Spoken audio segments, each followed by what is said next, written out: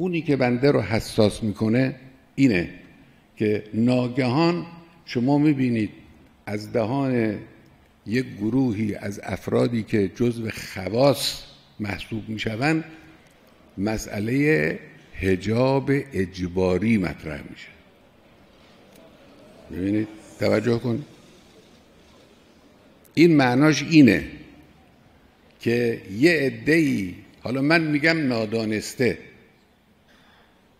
انشالله نادانسته است، یه عده‌ای نادانسته همون خطی رو دنبال میکنن که دشمن نتوانسته است اون خط رو در کشور به نتیجه برسونه با اونم خرج.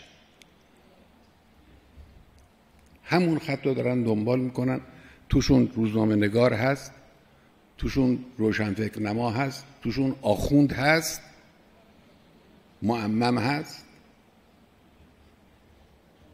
که بله امام که فرمودن باید زنها با حجاب باشن، همه زنها رو نگفتن، حرف بی خود، ما بودیم اون وقت، ما خبر داریم. چطور اینجوره؟ امام در مقابل یک منکر واضحی که به وسیله پهلوی و دنباله های پهلوی تو کشور به وجود آمده بود مثل کوه ایستاد، گفت باید حجاب وجود داشته باشه. در مقابل همه منکرات امام همینجور محکم ایستاد. همون وقت بحث تجارت مشروبات الکلی بود. ما توی شورای انقلاب بودیم، جلسات مشترکی با دولت داشتیم. کسانی بودن در همون وقت معتقد بودن که تجارت مشروبات الکلی برای کشور فایده داره، ما از این فایده چطور صرف نظر بکنیم. مایل بودن که این تجارت ادامه پیدا کنه، از بیرون شراب بیارن، از اینجا چه کنن. امام قرص و محکم ایستاد در مقابل حرام الهی. امام بزرگوار می ایستاد و ایستاد، این حرام الهی بود.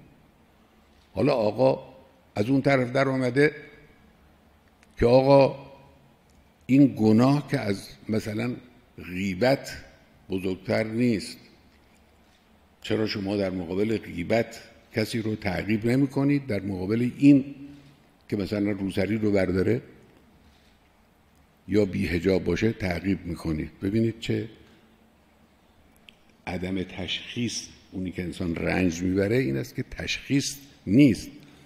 ما که نگفتیم اگر کسی توی خانه خودش در مقابل نامحرم روسریشو برداشت ما او رو تعقیب میکنیم؟ ما که او رو تعقیب نمیکنیم، تو خونه خودش کار شخصی میکنه. اون کاری که در ملأ انجام میگیرد، در خیابان انجام میگیرد، یک کار عمومی است، یک کار اجتماعی است، یک تعلیم عمومی است. این برای حکومتی که به نام اسلام بر سر کار آمده است تکلیف ایجاد میکنه. حرام کوچک و بزرگ نداره. اونچه که حرام شرعی است نبایستی به صورت آشکار در کشور انجام بگیره. حالا یه نفری غلطی برای خودش میکنه کنار، اون بین خودش و خداست.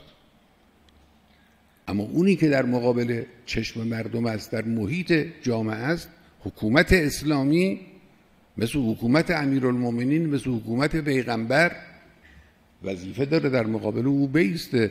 این منطقی که میگه آقا شما اجازه بدید مردم خودشون انتخاب بکنن، خب در مورد شراب فروشی هم هست. شراب هم آزاد کنیم، توی هر کسی خودش دلش میخواد بخوره، هر کس نمیخواد نخوره. این حرف شد. در مورد همه گناهان بزرگ اجتماعی این حرف وجود داره. این حرف شد. شارع مقدس بر حکومت اسلامی تکلیف کرده است که مانع از رواج حرام الهی در جامعه بشه. حکومت اسلامی موظف است در مقابل حرام بیسته، در مقابل گناه بیسته. امروز ما مفتخریم به حجاب در داخل کشور، حجاب زنانمون.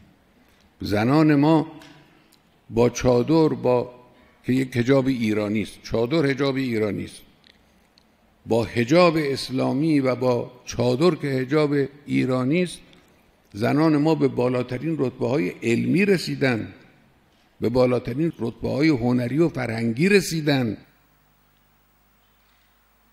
جزو برجسته ترین ها شدن، در مسائل اجتماعی اثرگذاری کردن، در این حال خانه‌داریشون رو هم کردن، بچه‌شون هم تربیت کردن، شوهرداری هم کردن. اینی که ما بیاییم قوانین رو همطور هی دور بزنیم برای اینکه یک جوری میل غلط انحرافی فرهنگ غربی رو در کشورمون ایجاد کنیم، این خطای بزرگی است. یه عده این خطا رو میکنن.